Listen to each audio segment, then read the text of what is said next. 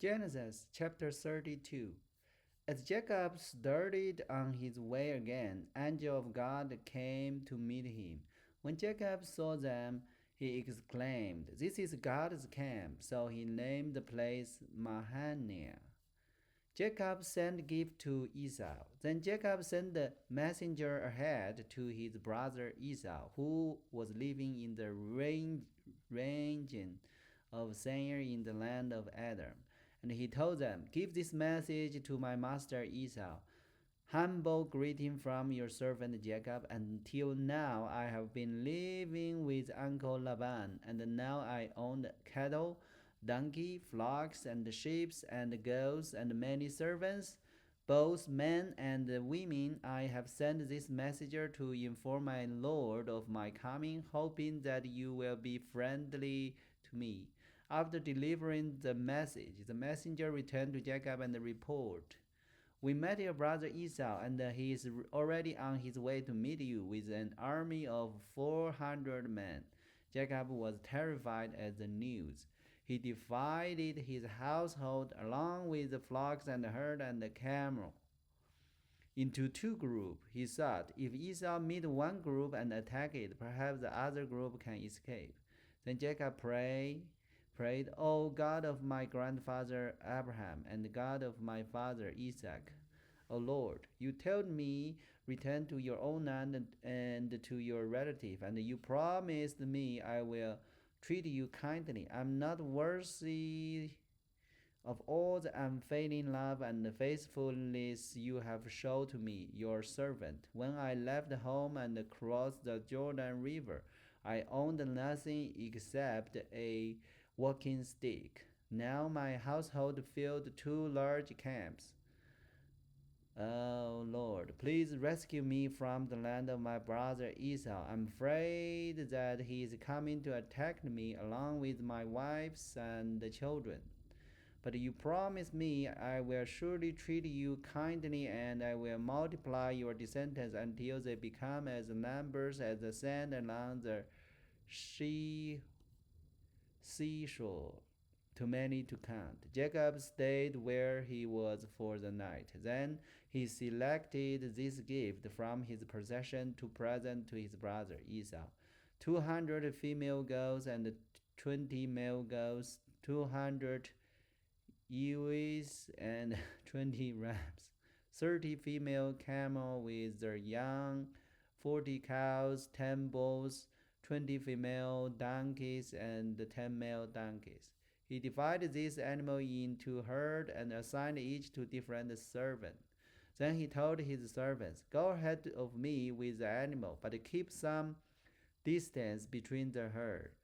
He gave this instruction to the men leading the first group: "When my brother Esau meets you, he will ask, 'Whose servant are you? Where are you going? Who owned this animal?' You must reply, 'They belong to my servant Jacob, but they are a gift for his master Esau. Look, he's coming right behind us.'" Jacob gave the same instruction to the second and third herdsmen and to all who followed behind the herds. "You must say the same thing to Esau when we met him. When you meet him. And be sure to say, 'Look, your servant Jacob is right behind us.'" Jacob thought, "I will try to please him by sending gifts ahead of me. When I see him in person, perhaps he will be friendly to me." So the gifts were sent on ahead, while Jacob himself spent that night in the camp.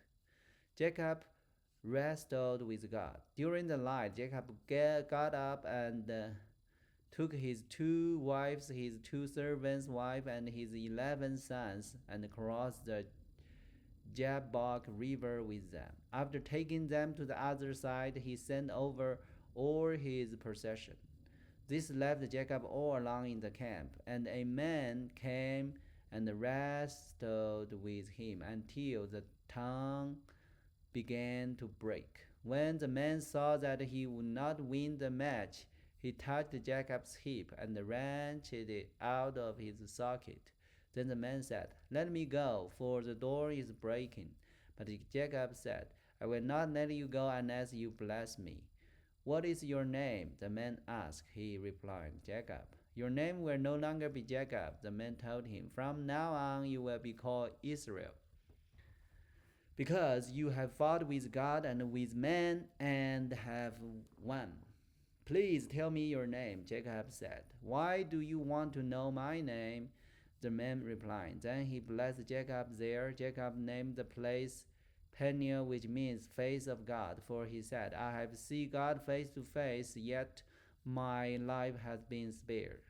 The sun was rising as Jacob left Peniel, and he was limping because of injury to his hip. Even today, the people of Israel don't eat the tendon near the hip socket because of what happened that night when the man strained the tendon of Jacob's hip.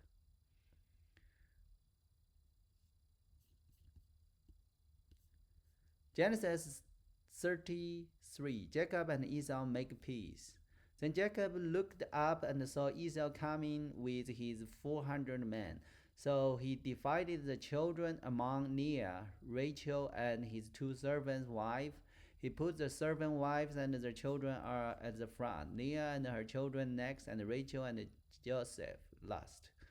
Then Jacob went on ahead. As he approached his brother, he bowed to the ground 7 times before him. Then Esau ran to meet him and embraced him, threw his arm around his neck, and kissed him, and they both wept. Then Esau looked at the women and children and asked, Who are these people with you? These are the children God has graciously given to me, your servant. Jacob replied. Then the servant's wife came forward with the children and bowed before him. Next came Leah with her children, and they bowed before him. Finally, Joseph and Rachel came forward and bowed before him. And what were all the flocks and herd I met as I came? Esau asked. Jacob replied, Their gift, my lord, to ensure your friendship. My brother, I have plenty, Esau answered. Keep what you have for yourself. But Jacob insisted. No, if I have found favor with you, please accept this gift from me, and what a relief to see your friendly smile. It is like seeing the face of God. Please take this gift I have brought you, for God has been very gracious to me. I have more than enough. And because Jacob insists, Esau finally accepted the gift. Well, Esau said, Let's be going. I will lead the way. But Jacob replied, You can see, my lord, that some of children are very young, and the flocks and herd have their young too. If they drive too hard, even for one day, all the animal could die. Please, my lord, go ahead of your servant. We will follow slowly at a pace that is comfortable for the livestock and the children. I will meet you at Seir. All right, Esau said, but at least let me assign some of my men to guide and protect you. Jacob responded, That's not necessary. It's enough that you have received me warmly, my lord. So Esau turned around and started back to Sarah that same day. Jacob, on the other hand, traveled on to Sukkot. There he built himself a house and made shelter for the livestock. That is why the place was named Sukkot, which means shelters. Later, having traveled all the way from Pandan Ram, Jacob arrived safely at the town of Shechem in the land of Canaan. There he set up camp outside the town. Jacob bought the plot of land where he camped from the family of Hamor, the father of Shechem, for 100 pieces of silver, and there he built an altar and named it Israel. So that is chapter 32 and 33. And that is talking about Esau and Jacob, then meet again, and Jacob back to his grandfather's land, and the stories continue. They're both are wealthy, and they're both got a blessing from God, exactly like Jacob and Esau's father, Isaac's blessing them. That is amazing. All right, so that is for today's Bible's learning. Hope everybody like it. God bless you, everyone. Let's see you tomorrow.